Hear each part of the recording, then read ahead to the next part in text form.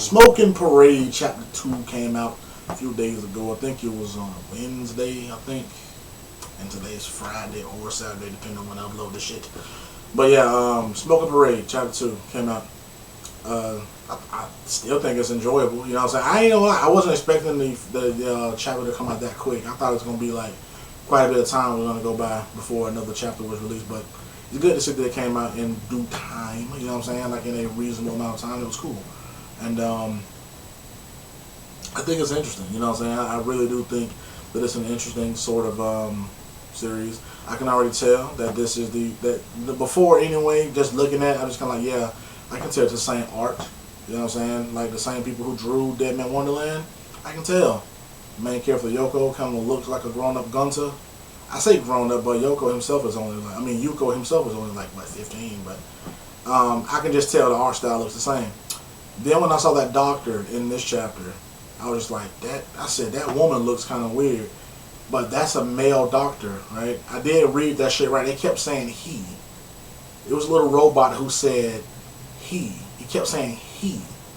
And the doctor, I think, referred to himself as a he. And I was just like, okay, you know, Dead Man Wonderland artists were known for the androgynous fucking character who just had the most girly, delicate looking features of all time. But it's like, hey, I'm a guy.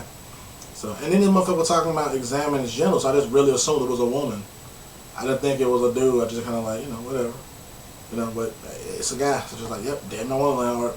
Dead Man Wonderland all over again. But this chapter was interesting though, man. One of the main members of the Jackalope, that guy who kind of looks like Seiji or whatever. I don't remember his name, the cool cat or whatever. He sees something in Yoko. He sees something in him. You know what I'm saying? He sees.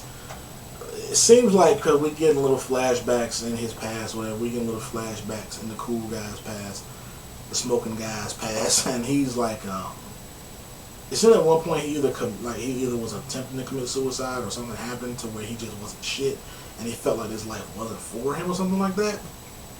And that same sense of, I'm assuming, abandonment yet acceptance is kind of what he saw in Yuko, because Yuko's situation was like, you know, it's not abandonment in a sense that his family just up and left him, but his parents are dead and his sister died in front of him, but he accepted the shit with grace.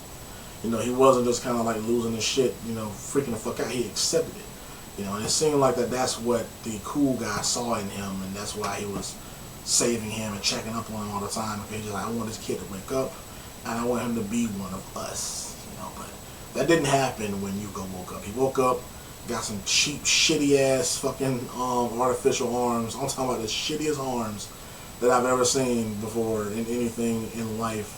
And I say shitty, but those look like the ones they give us humans in real fucking life, so it's not a good look. It's not a good look. That is not a good look, world.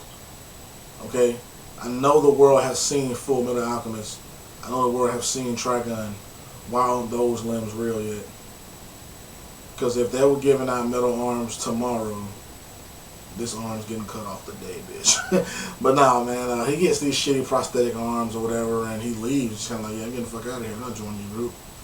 You gotta be crazy to join the group, man. You guys are a bunch of fucking murderers. I'm not joining this shit. So he bounces.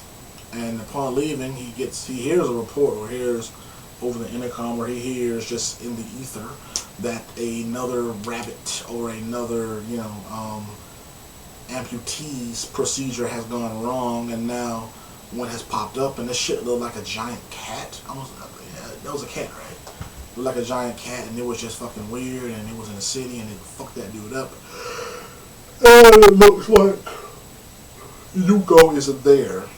It looked like he was there, you know what I'm saying? And it's already being pushed that gear that dude, the cool guy, wasn't able to control, or whatever, wasn't able to handle. Because I think right now he might have the highest percentage rate when it comes to usage or something like that. I'm pretty sure that Yuko's gonna top it. Just because they brought it up. There'd be no reason to bring it up if Yuko wasn't gonna be able to put on that fucking arm that wasn't supposed to work and make it work with a higher output than what the cool guy has. I already see it happening, so yeah. But it's gonna be cool though. Let me know what you guys think about shit though, man. Did you enjoy the chapter? I enjoyed the fuck out of the chapter though, man. I'm enjoying the series as a whole. Let me know if you enjoyed it, man. VashTheKyd.